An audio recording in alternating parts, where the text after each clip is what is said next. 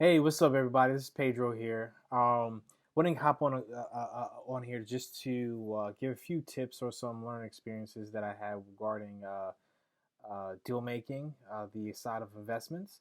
Um, as you know, really any person that's going down the road of building a business, investing in business, or an asset in general, regardless of whether it's real estate, tech, small business, or whatever the case may be, you have to start building relationships with capital sources. And that source may depend on whatever asset you're in.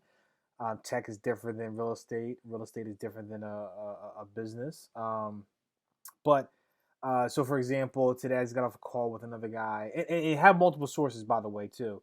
Got off a call with another guy, just trying to find the various options, or just trying to find more capital sources, relationships, and one thing for me, of course, especially when it comes to buying a business, um, most people the go the common path, which is bank debt.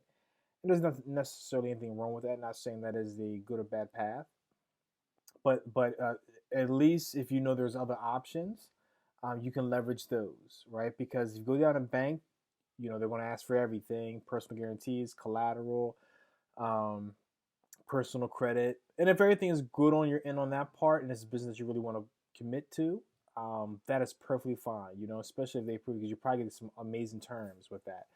However, if you're a person that may not have the best situation, not to say that these options will be good for you, but just know that these other options are available.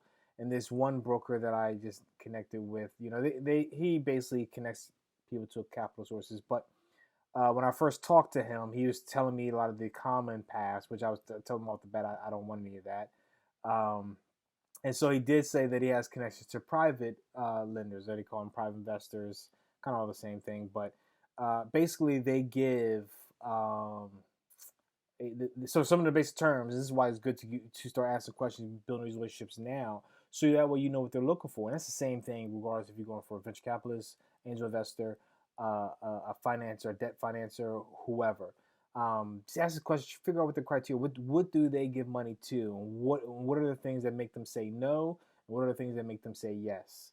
Those are the basic common questions for any type of capital source. So like in this scenario, they don't want no personal guarantee, no collateral, maybe collateral against the business, maybe.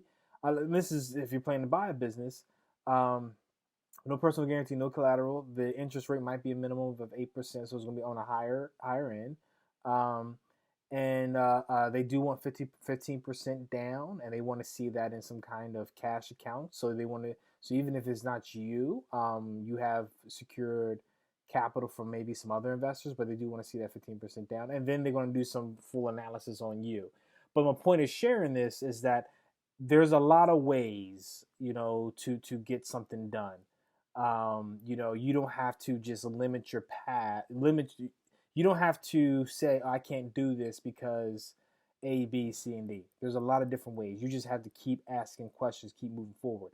I even connected with another guy that does accounts receivable financing, which is great for acquisitions, dealing with B2B, business to business, who have a strong accounts receivable, strong clients, and their invoices typically like under a net 30 kind of scenario, because they can fund your project within 2 days. No personal guarantees.